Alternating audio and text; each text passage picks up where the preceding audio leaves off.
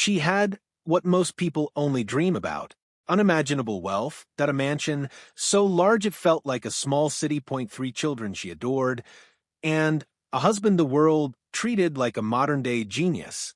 From the outside, Melinda Gates appeared untouchable, a woman standing at the very top of the world, wrapped in privilege, influence, and power.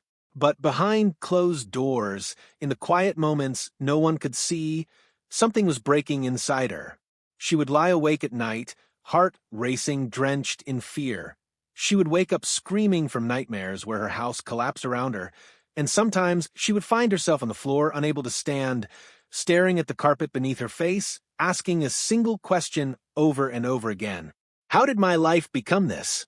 For nearly 3 decades, Melinda stayed silent. Now, she was finally ready to tell the truth. In late 2019, Melinda Gates sat alone in her home office, scrolling through an article that had just been published by the New York Times. The headline stopped her cold. It detailed her husband's relationship with Jeffrey Epstein, the convicted offender whose name had become synonymous with exploitation, secrecy, and moral decay. As Melinda read, a chill ran through her body. This wasn't rumor. This wasn't speculation. This was confirmation. She had warned Bill about Epstein years earlier. She had begged him to stay away. She had made her feelings unmistakably clear after meeting Epstein just once at his Manhattan townhouse. That single meeting had disturbed her so deeply that she told Bill she never wanted to be anywhere near that man again. Later, in her first major interview after the divorce, Melinda would describe that encounter with haunting clarity. "I regretted it from the second I stepped in the door," she said. "He was abhorrent. He was evil personified. I had nightmares afterward. Those nightmares were real, not metaphorical. Real dreams that woke her in terror." Something about Epstein felt wrong on a level she couldn't explain, but she trusted her instincts. Bill didn't. Despite Epstein's public conviction and reputation, Bill Gates continued to meet with him. Not once, not twice, but repeatedly. According to investigative reports, Bill met with Epstein at least 6 documented times between 2011 and 2014. Some reports suggest there may have been many more. These weren't accidental encounters. They were long dinners, private conversations, late nights at Epstein's townhouse. All of it happened after Epstein had already pleaded guilty. Melinda knew, and she hated it. She told Bill directly that she wanted him to stop. She made it clear that this relationship violated her values and made her deeply uncomfortable. Bill continued anyway. Years later, messages would surface revealing just how far this relationship went. Advisors communicating with Epstein wrote that Bill wanted to reconnect, but his wife wouldn't allow it. That Bill loved him. That Melinda was the only thing standing in the way. When Epstein died in prison in 2019, Melinda believed, briefly, that this dark chapter might finally be over. She was wrong.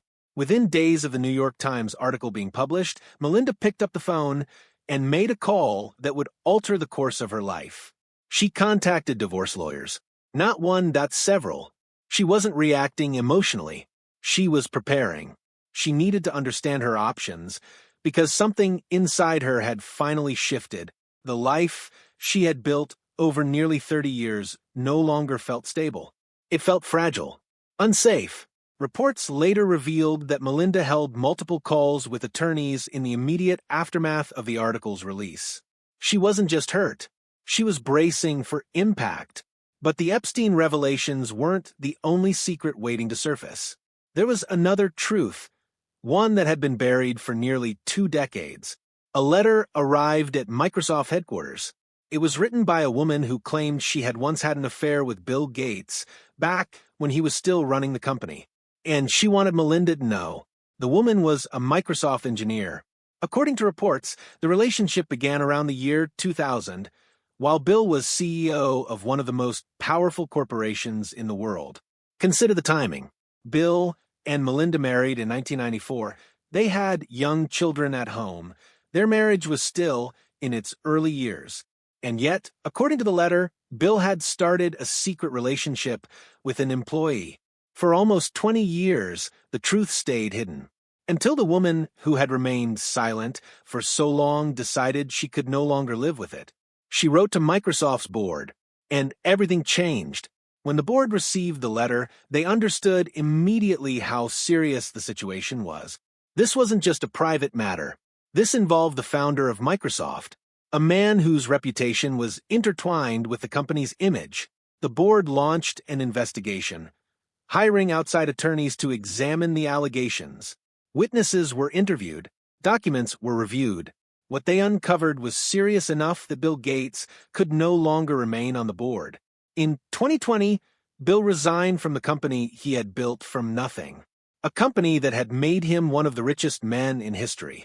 A spokesperson later confirmed there had been an affair, describing it as having ended amicably. But the word rang hollow. There is nothing amicable about betrayal. And as journalists continued digging, more troubling behavior came to light.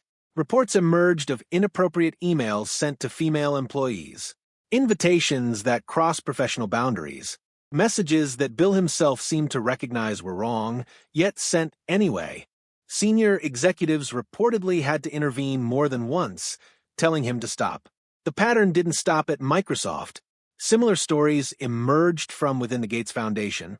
When asked directly whether there had been more than one affair, Melinda didn't defend him. She didn't deny it. She simply said, "Those are questions Bill needs to answer." She was done protecting his secrets.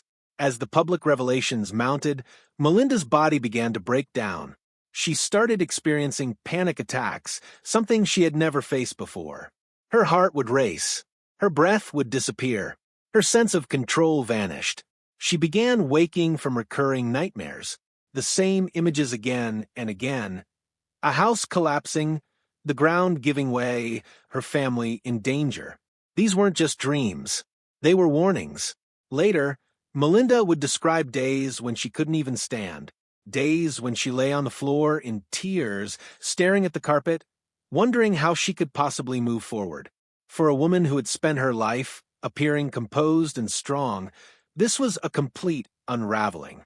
In early 2020, during a trip away from home, Melinda finally said the words she had been holding inside for months. She told Bill she wanted to live separately. She wanted to end the marriage. His reaction surprised her. He was sad but calm, respectful, almost as if he had been expecting it. For more than a year after that conversation, they worked quietly through the details, the children, the finances, the foundation. Every aspect of their shared life had to be carefully unwound. In May 2021, they announced the decision publicly.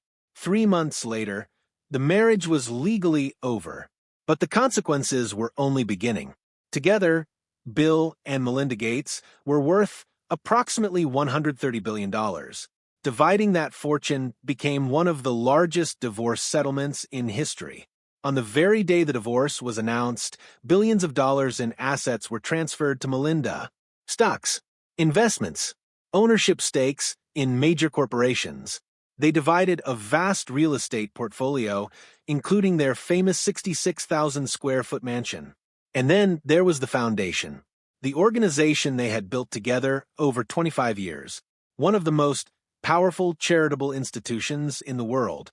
At first, they tried to continue working together, but it didn't last. By 2024, Melinda made a final decision. She was leaving the foundation entirely.